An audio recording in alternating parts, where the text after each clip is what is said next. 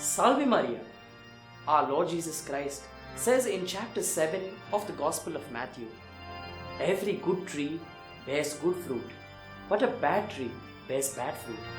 A good tree cannot produce bad fruit, nor can a bad tree produce good fruit. So then you will know the tree by its fruit.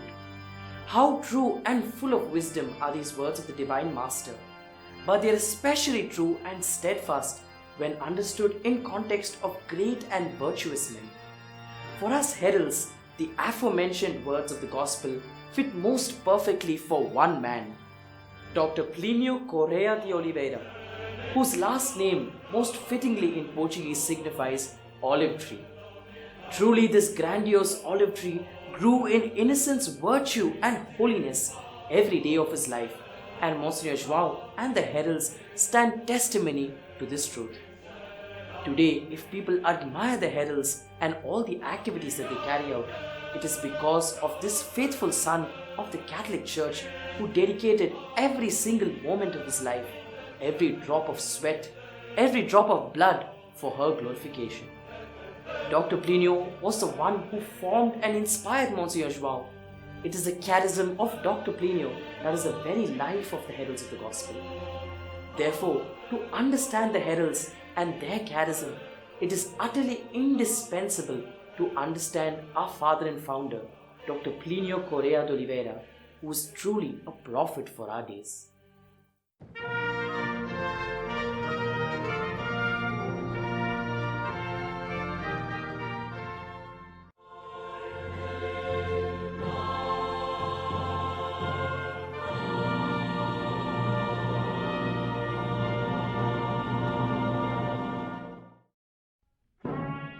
Plinio Corrêa de Oliveira, a Catholic man.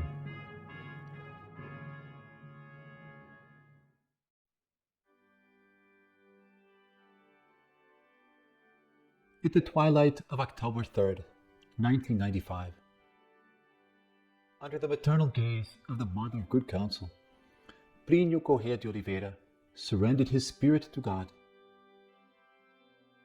bearing a relic of the true cross in his right hand, and a rosary and blessed candle in his left. His journey on this earth, so rich in works, so abundant in fruits, so arduous in suffering, is summarized in the phrase inscribed on his tombstone: Virtutos Catholicos et Apostolicos pleni Romanos.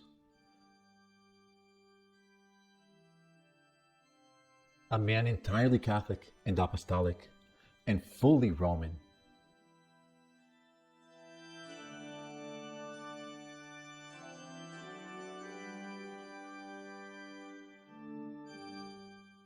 Today, whoever analyzes his 86 years of life encounters an existence shining with heroism and feats at the service of the Holy Church, with constant dedication, ardent love, and flawless fidelity toward her.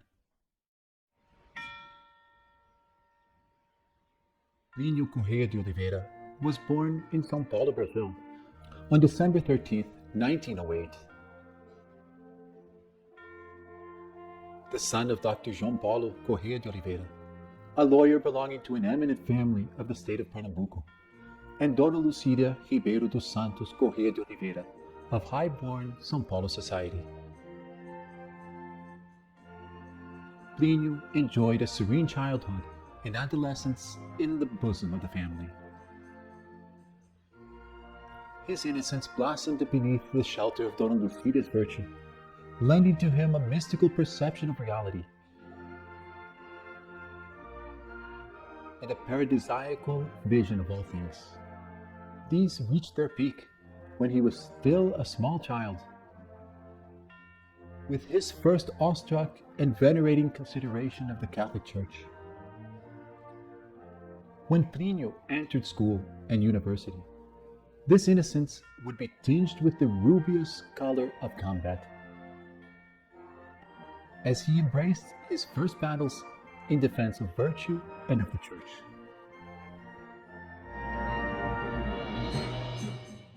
his fortuitous childhood encounter with Charlemagne, in the pages of a small book purchased by his father in the Luz station of São Paulo, would give birth to a lifelong dream to found an order of chivalry to fight for God's cause.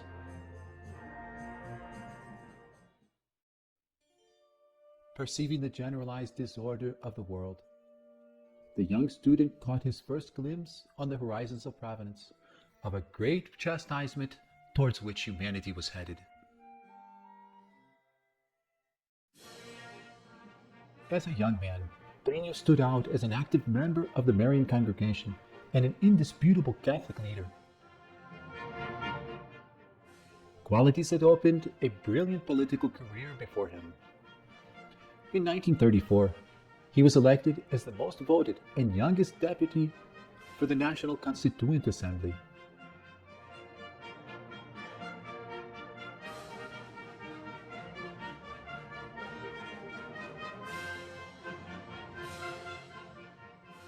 His robust faith led him to defend the honor, sanctity, and infallibility of the Church from within lay ranks to his life's end as no one else from his time.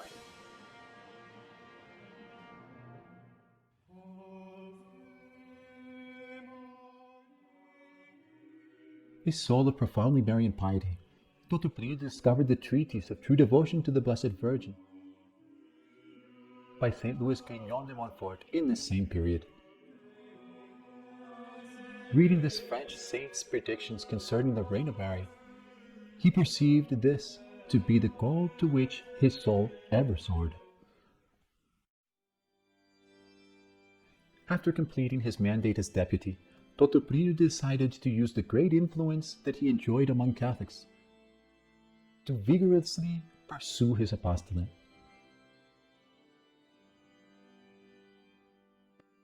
Despite the innumerable trials and sufferings that assailed him, he never ceased to proclaim the truth and to denounce the errors of his time, thereby actively participating in the prophetic mission of the Church. Without doubt, Dr. Plinio was the voice of Christ for the 20th century. Later, he formed a movement to fight for the ideals of the Church, gathering numerous disciples around him, to whom he strove to transmit a solid doctrinal formation, along with the very spirit that animated him. Among the youths that united around Dr. Plinio, there was one who played an altogether outstanding role, Monsignor João Claudius, who, imbued with the mentality of his master, and formed in his school of thought, would found the Heralds of the Gospel years later. Seeing his work in the throes of a worrisome crisis, Dr. Plinio generously offered himself to Our Lady as an expiatory victim. This offering was avidly accepted by Providence a short 36 hours later, in a car accident that permanently disabled him.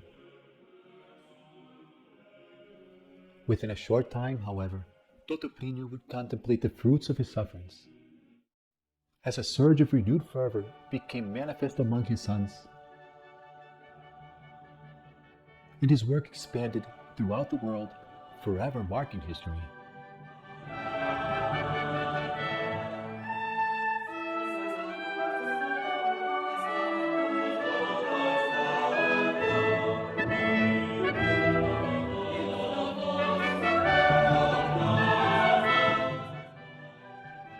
Owing to this same sacrifice, the Heralds of the Gospel was born for the Church, along with all the works of apostolate the Heralds accomplish.